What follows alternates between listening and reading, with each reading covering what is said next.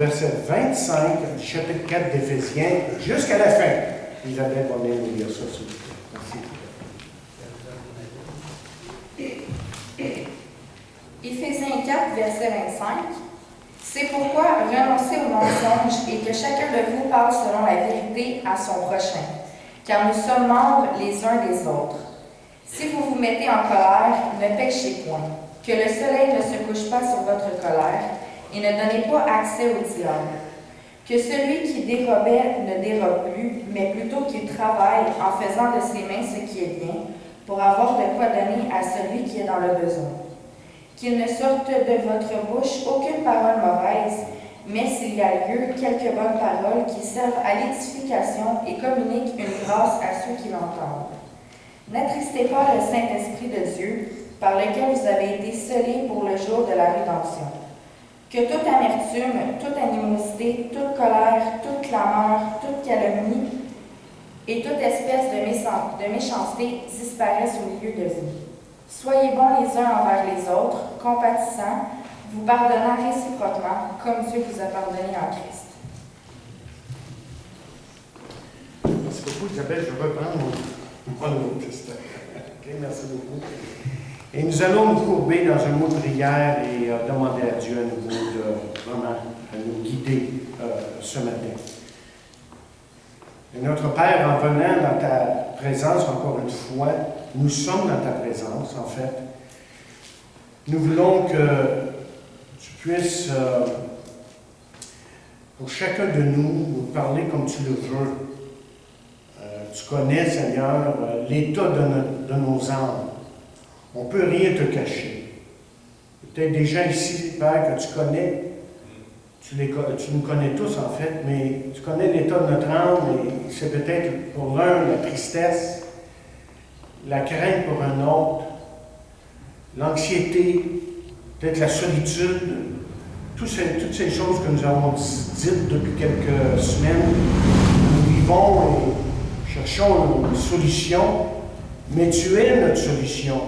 Et c'est pour ça que nous nous tournons vers toi ce matin, afin que tu parles à nos cœurs et que nous sachions vraiment à nous unir dans ta présence, à vraiment reconnaître que tu as, comme toi-même tu as dit, tu as les paroles de la vie, tout ce dont nous avons besoin pour trouver un sens à nos vies, pour être heureux, pour aller dans la bonne direction.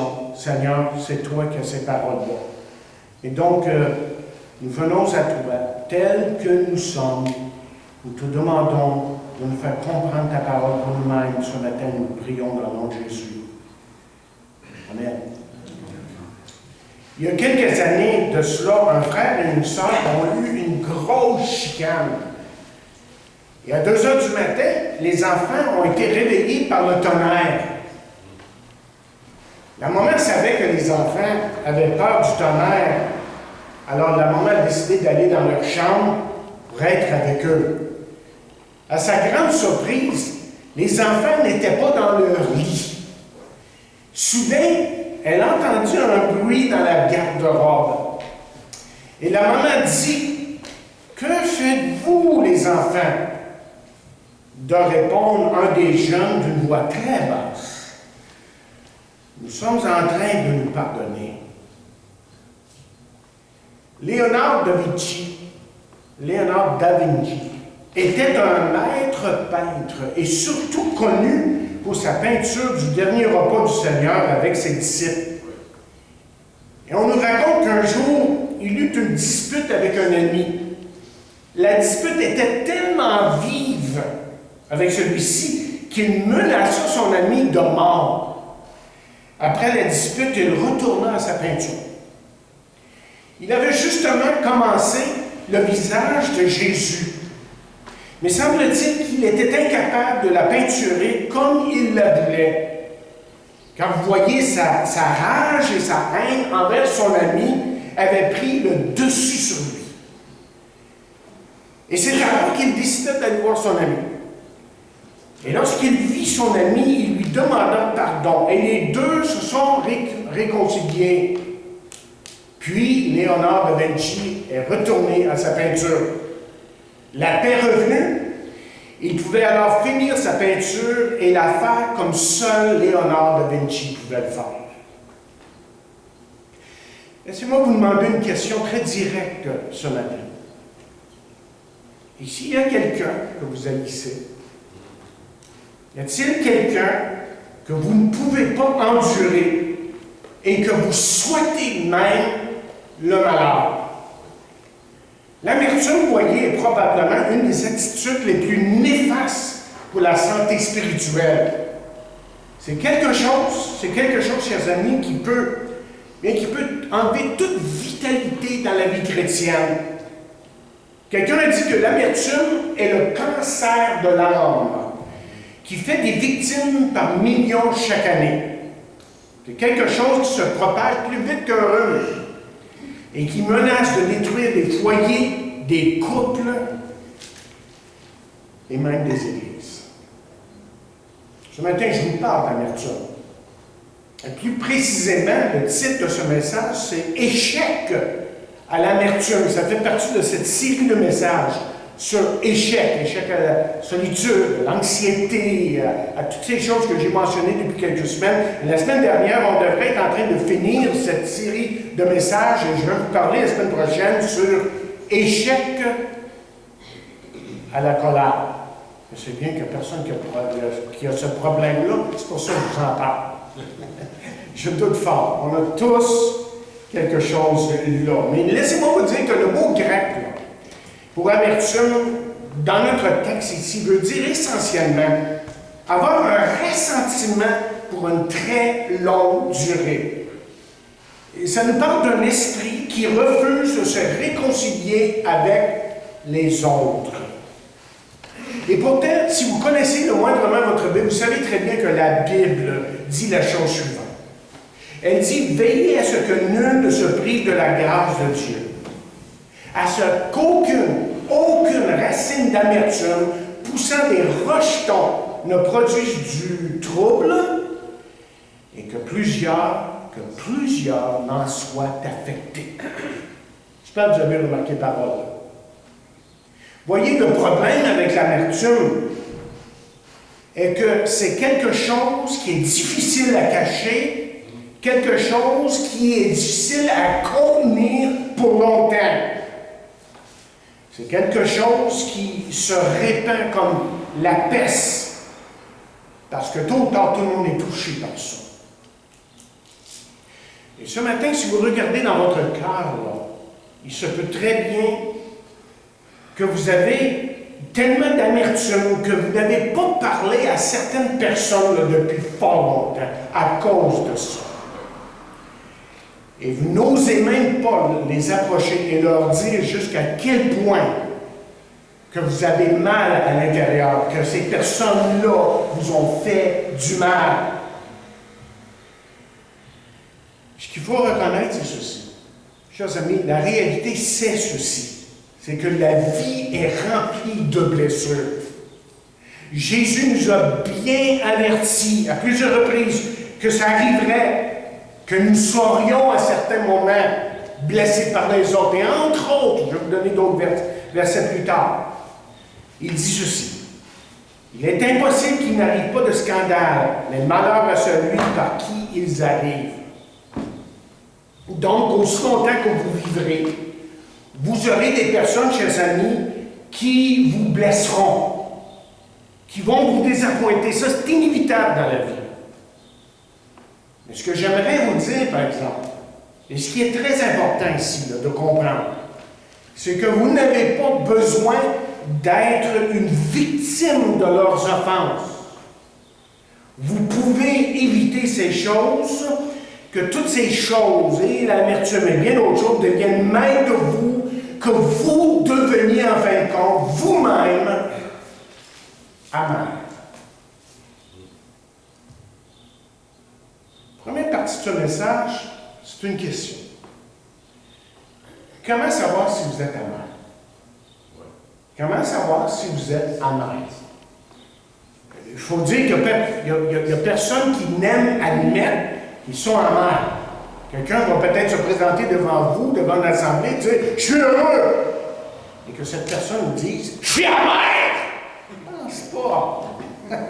C'est probablement très peu probable qu'une personne va dire « Moi, je suis amer! » Ça arrive, mais c'est rare.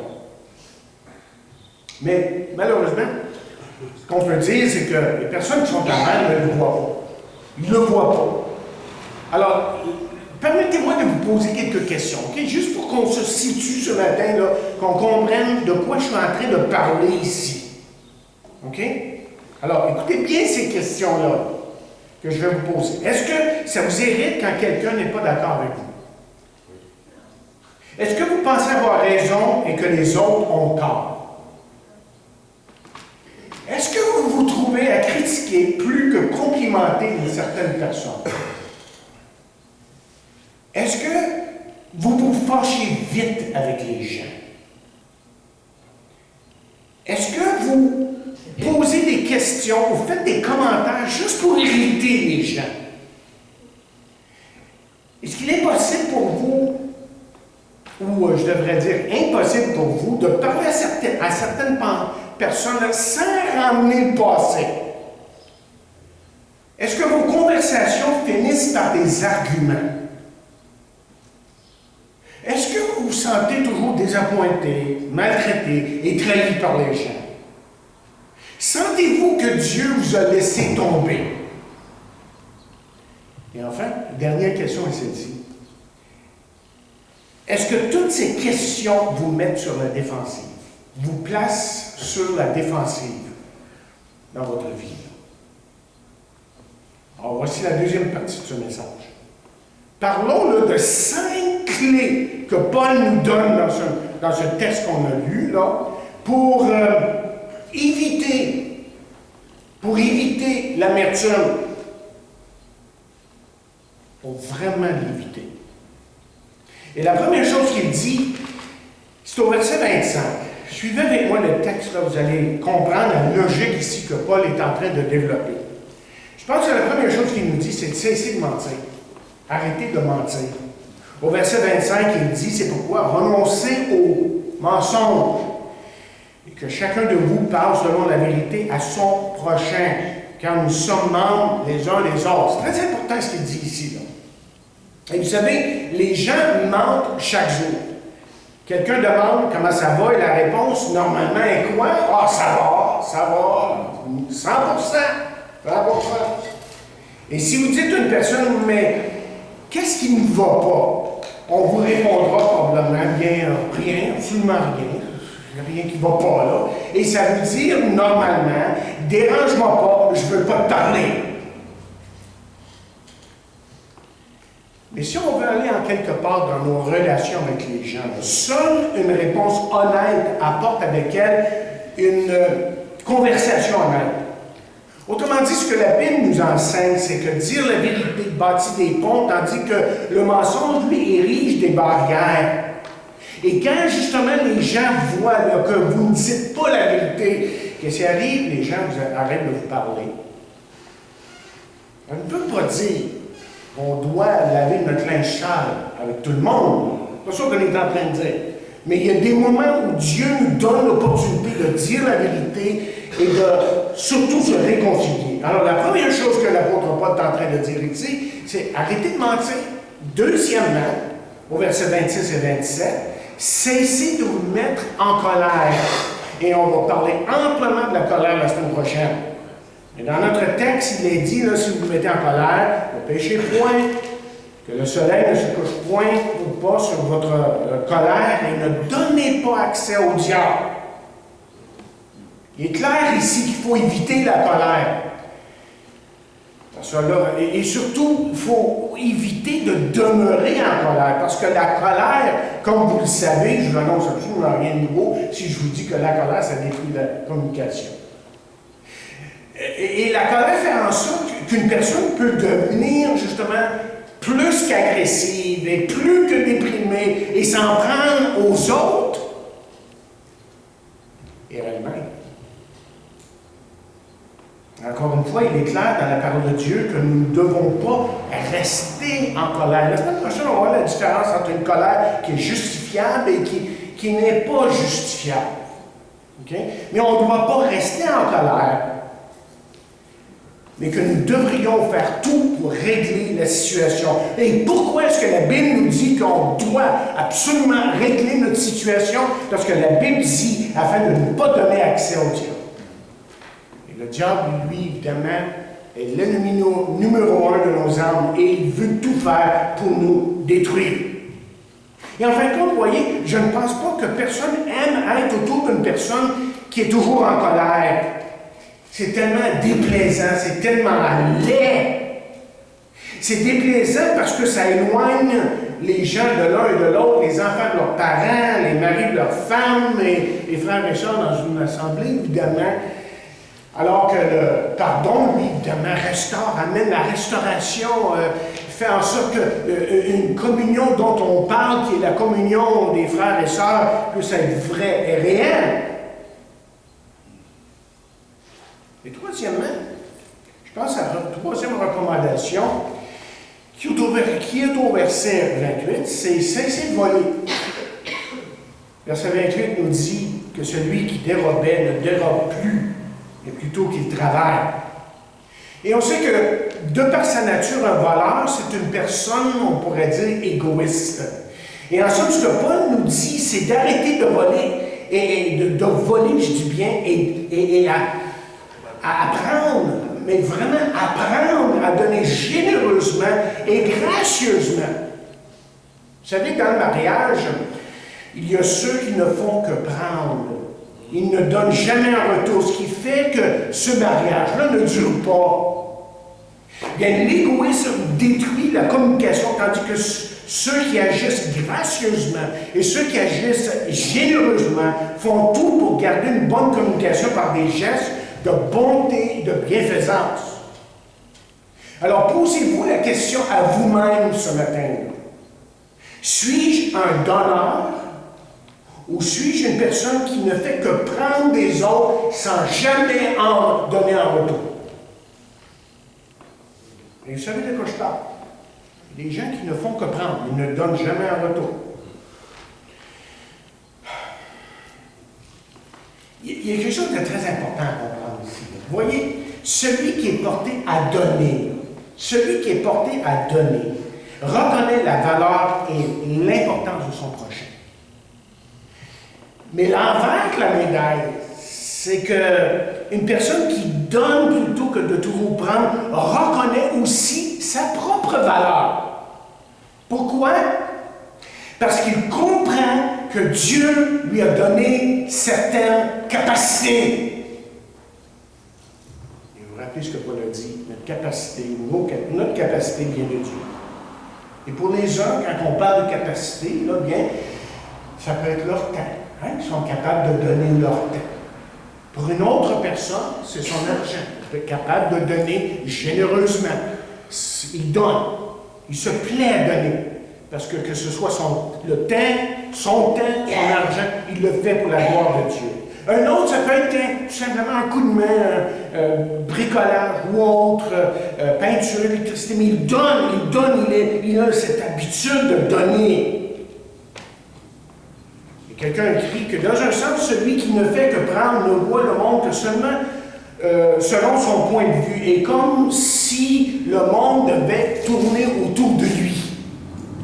Il vit dans son petit monde, là, puis c'est juste lui, là, nous, dans ça, on dit souvent un air. Ce qui fait qu'il s'éloigne des autres pour vivre justement dans son petit monde, et il a tendance à réprimer ses sentiments et à nier la réalité qui est autour de lui. Ça va loin d'amertume, hein? Pensez-y un instant. Il y a des conséquences réelles quand on garde une mauvaise attitude dans son cœur. Mais là, il y a une quatrième recommandation de Paul ici, là, en ce qui a trait à l'amertume. Et on est en train de parler, revenez en arrière un petit peu, là, au début, là, on est en train de parler d'échec à l'amertume. On veut savoir, mais comment est-ce qu'on peut se débarrasser de ça, là, une fois pour toutes? Bien, la quatrième chose qu'il nous dit, et là, vous allez trouver ça au verset 29 et 30, c'est cesser de détruire les autres. Pour résumer ce qu'il dit au verset 29, quand il dit qu'il ne sort de votre bouche aucune parole mauvaise, Et quand il dit ça, là, il est en train de dire, cessez de détruire les autres. Malheureusement, il y a des gens qui sont bons premiers lorsqu'il s'agit de parler des autres. Ils parlent contre tout et tous, ce qui est très clair, encore une fois, dans la parole de Dieu. Et là, selon le verset 30 qu'on vient de lire il y a quelques instants, c'est que lorsqu'on fait ça, la Bible nous dit au verset 30 qu'on attriste le Saint-Esprit. Ce qui fait, ce qu'on doit reconnaître, c'est que notre bouche devrait être un instrument de grâce et non de destruction. Et je me rappelle avoir prêché ça il y a bien des années sur Jacques, là, et je parlais que la langue était comme un feu. Et en réalité, dans l'original, dans le grec, ce que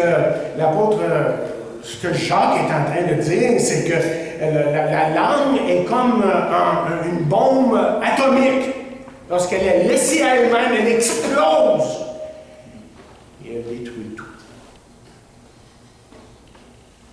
Donc, c'est pour ça que je dis que notre bouche, là, et puisque nous sommes à lui, nous devrions avoir une bouche qui est une source de grâce et de bénédiction. Non pas une source de colère et de blasphème. Et chaque fois, je ne sais pas si on le réalise, je pense qu'on ne le réalise pas assez. Puis je m'inclus dans ça. Je ne parle pas juste à une auditoire ici. Je me parle à moi-même ce matin. Vous comprendrez que tout ça, là, ce dont je vous parle, là, on est tous en train de vivre à un moment donné. Et on s'en repent, et on revient à Dieu, puis on se remet devant Dieu. On dit, Seigneur, je n'ai pas le droit de penser comme ça, d'avoir une attitude comme ça. Mais chaque fois que vous parlez contre quelqu'un, vous détruisez votre communication avec cette personne. Et vous pouvez même, imaginez, les éloigner de Dieu plutôt que les approcher de lui. Donc c'est pour ça que je dis que notre bouche devrait toujours parler pour édifier notre prochain. Et en cela, chers amis, Dieu est glorifié. Dieu se glorifie lorsqu'on parle en bien des autres. Mais il y a une cinquième et dernière recommandation ici que Paul. Et je regarde ce petit couple ici, comme tu veux dire. Et là, ça me vient en tête un couple, tu sais. Un couple, mais un individu, mais il y a plus qu'un couple ici, évidemment. Là, je vois Isabelle, puis Péa, évidemment. Puis ce qui me vient à l'esprit, c'est éviter de dramatiser. Combien qu'on a tendance, dans notre vie personnelle et dans nos couples, des fois, de dramatiser les choses, d'avoir des réactions excessives. Écoutez ce que Paul dit au verset 31, 32, là, que toute amertume, toute animosité, et là, il fait une liste de toutes sortes de choses, disparaissent au milieu de vous. Et ce que Paul est en train de dire essentiellement, il est en train de dire ici, quand il dit que toute amertume et tout le reste disparaissent au milieu de vous, c'est lui qui est en train de dire, tu commences à agir comme des chrétiens. Si vous êtes vraiment des chrétiens, commencez à agir comme des chrétiens. Et ce qui est très intéressant ici, c'est que le mot christianos, c'est le mot grec pour le mot chrétien. Et voici ce qu'on lit dans Acte 11, verset 26. On lit, ce fut à Antioche que pour la première fois, les disciples furent appelés chrétiens. Ce qui est extraordinaire à reconnaître ici dans Acte 11, verset 26, c'est que c'est les inconvertis, les gens qui n'étaient même pas chrétiens, qui ont dit, hey, ils sont comme Jésus-Christ, eux autres, ils ressemblent tellement à Jésus-Christ qu'on va les appeler des christianos. Les gens comme Christ. C'était vraiment des gens qui vivaient pour lui. Mais écoutez, pour le chrétien, il ne faut pas se mêler ici. Là. Christ n'est pas seulement un modèle. Il y a bien des gens qui regardent Jésus-Christ et qui disent « Ah, c'est un beau modèle » et puis ils veulent suivre ce modèle-là. Mais pour un chrétien, Christ, c'est beaucoup plus qu'un modèle. Bien que ce soit un modèle, évidemment. Mais pour lui, là, c'est son sauveur, c'est son Seigneur et c'est sa force. C'est ça qui est important. C'est ça la différence entre les gens qui admirent la personne de Jésus, qui vont dire « Ah, c'est une bonne personne. » Puis sûrement qu'il faut imiter sa vie. On n'est pas appelé à imiter sa vie, on est appelé à recevoir la vie que lui nous offre, évidemment. Je pense que Paul nous dit que nous devrions éviter surtout d'exploser pour la simple raison que lorsqu'on explose, que tout ça aggrave les différentes situations. Et avez-vous remarqué ici, dans le texte, au verset 31, là, comment il y a comme une réaction en chaîne qui se fait. Regardez ce qu'il dit là. Il va dire que toute amertume, ça commence par l'amertume. Ensuite, il parle d'animosité. C'est comme il dit, OK, là, il y a l'amertume, et ensuite, il y a l'animosité. L'animosité, c'est quelqu'un qui en veut à quelqu'un. Ensuite, il parle de colère. Colère, c'est quelqu'un qui se fâche, la clameur, quelqu'un qui crie, qui crie dessus terre. Alors, ça commence par l'amertume, l'animosité, la colère, la clameur. Et ce qui suit, c'est la calomnie, c'est-à-dire que là, on se met à abaisser la personne par nos paroles. Et enfin, il termine en parlant de méchanceté. Et ça, c'est intéressant, ce mot-là, dans le grec, parce que ce qu'on découvre, c'est un mot qui veut dire que la dite personne qui est partie de l'amertume et qui sera à la méchanceté est prête maintenant à tout faire pour régler ses comptes de n'importe quelle façon. D'abord qu'il a le dessus. C'est ça que ça veut dire. C'est grave, hein? Ça commence avec l'amertume, puis ça finit par la méchanceté. Et un tel comportement, nous dit la parole de Dieu, n'est pas digne d'un enfant de Dieu. Malheureusement, il y a beaucoup de chrétiens qui ne le voient pas. Ils ont tellement de haine qu'ils se détruisent les uns les autres. Et chers amis, regardez ce qui est écrit sur les paroles que je viens de vous lire ce matin, qu'on a lues ce matin. C'est en plein vers un peu passé la fin d'Éphésiens. Et je regarde l'Éphésiens, puis c'est la méthode de Paul d'arriver avec la doctrine, puis ensuite la deuxième partie de ses épîtres qui arrive avec le pratique. Doctrine, pratique. Et là, ce qu'il est en train de dire ici, c'est que, vous voyez, et pourtant, ce qu'on sait de l'Église d'Éphèse, c'est une Église extrêmement spirituelle, profonde dans les choses de Dieu. Mais il dit, même à vous, comportement que je viens de vous décrire, ça peut arriver. Ça peut arriver à n'importe qui. Il n'y a pas personne qui est assez spirituel pour dire, là, je ne me mettrai jamais dans la colère, jamais est-ce que j'aurai d'amertume, jamais est-ce que j'aurai de ces choses-là. Il dit, vous autres, là, vous êtes extrêmement spirituels, mais gardez-vous, parce que ça peut vous arriver. Vous savez quoi? C'est arrivé. Parce que là, si vous allez dans Apocalypse, premier chapitre, deuxième chapitre, vous avez les lettres qui sont écrites aux 7 églises. La première église, c'est quoi? C'est Éphèse. Et quel est le reproche? Malgré toute sa belle doctrine et malgré tout ce qu'ils font en tant qu'église, ils disent, ce qui vous manque, là, c'est votre premier rameau. Et ils sont tombés dans le piège. L'amertume, l'animosité, tout ça. Ils sont rentrés dedans comme des enfants. Et c'est pour ça qu'il est obligé de dire, hey, vous manquez votre premier amour. Vous avez tout, là. Ça paraît bien dans votre Église, mais en fin de compte, vous n'avez pas ce qui est l'essentiel. Et la parole de Dieu nous enseigne que ne pas pardonner là, est la marque de quelqu'un qui ne connaît pas Jésus-Christ comme Sauveur et Seigneur. Je vais vous dire pourquoi dans quelques instants. Mais vous allez vous rappeler que Jésus raconte une histoire formidable d'un serviteur qui devait 10 000 talents, équivalent de peut-être 10 millions de dollars aujourd'hui à son roi. Et le roi décida de le rendre avec toute sa famille afin de la récupérer. Le serviteur s'est jeté devant le roi. Vous connaissez bien l'histoire. En plaidant qu'il lui donne plus de temps pour le rembourser. Et heureusement que le roi a eu pitié de lui et a supprimé la dette. Il l'a même supprimé. Quelques jours après, le serviteur rencontra un ami qui lui devait 100 deniers, une pièce, à peu près. Il lui devait une pièce. Le serviteur demanda à son ami de le rembourser, ce qu'il ne pouvait pas faire, évidemment. Et c'est alors qu'il se jeta sur son ami pour l'étrangler, pour le forcer à payer sa dette. Certains, comme vous le savez, ont vu la scène et en étaient bouleversés. Et le roi l'a pris, le jeta en prison et l'obligea à payer sa dette. Autrement dit, ce qu'on essaie de dire ici, c'est qu'un vrai disciple est reconnu pour un esprit qui pardonne. Et vous savez pourquoi? Parce que l'apôtre nous le dit ici dans Éphésiens 4e chapitre. Parce qu'il a été pardonné par Dieu. Et si vous avez reçu le pardon de Jésus-Christ, ce pardon qui est offert à la croix du Calvaire, évidemment, alors vous devriez être capable de pardonner votre prochain, indiquant même que vous avez reçu le pardon de Dieu. Ça indique clairement que vous comprenez ce que c'est d'être pardonné. Et Jésus est très précis en ce qui a trait au pardon.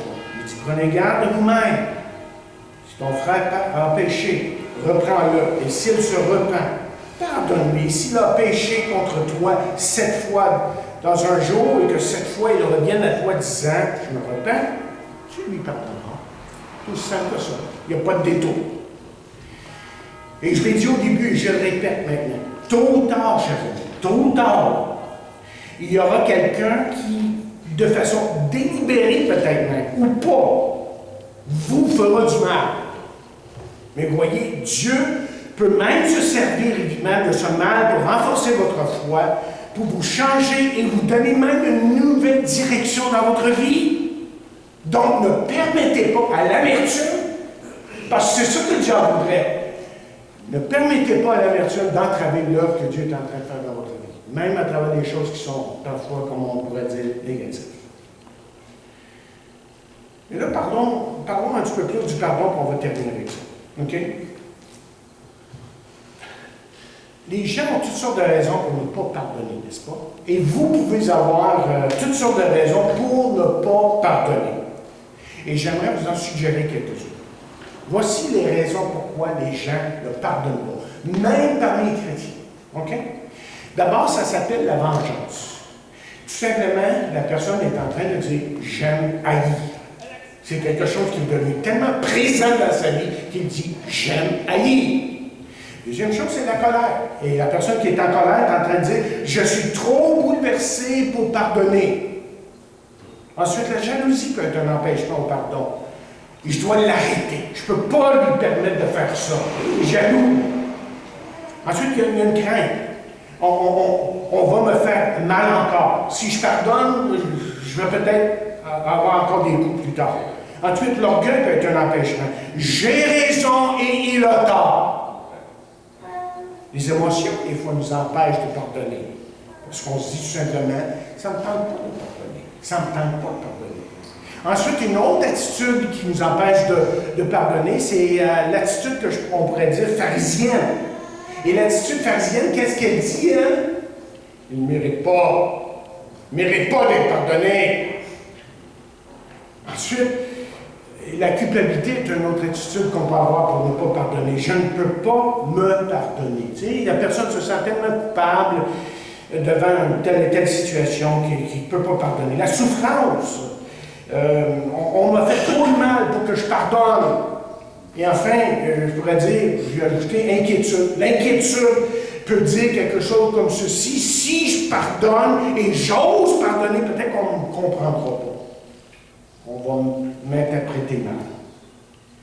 En fait, quand on utilise, chers amis, une ou plusieurs de ces excuses, ce qu'on est en train de dire, c'est qu'on ne veut pas pardonner.